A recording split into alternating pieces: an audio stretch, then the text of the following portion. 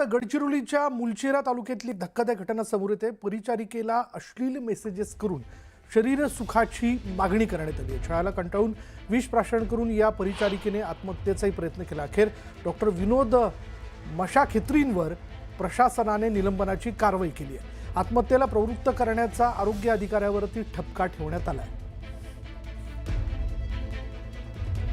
एका परिचारिकेला अश्लील मेसेजेस करून तिचा वारंवार हा आरोग्य अधिकारी छळ करत होता। शरीर सुखाशी या मेसेजेसच्या माध्यमातून तिने मागणी केलेली होती।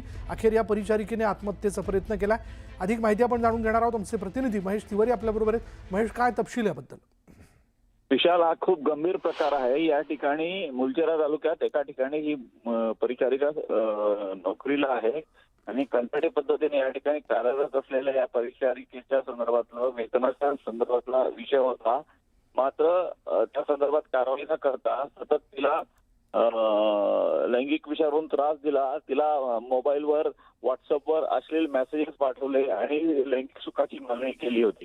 त्यामुळे ती त्रस्त झाली होती। अखेर ती एक दिवस नोकरीहून घरी परत आल्यानंतर रात्री तिनं आत्महत्येचा टोकाचा निर्णय घेतला आणि विष प्राशन केलं। मात्र नंतर पतीने तात्काळ तिला रुग्णालयात दाखल केलं। तिला उपचार सुरू आहेत। प्रकृती गंभीर आहे, सध्या प्रकृती स्थिर आहे। मात्र या घटनेमुळे जे आहे आरोग्य विभागात काम करणाऱ्या महिला दुर्गम भागात त्यांच्या सुरक्षिततेचा विषय निर्माण झाला।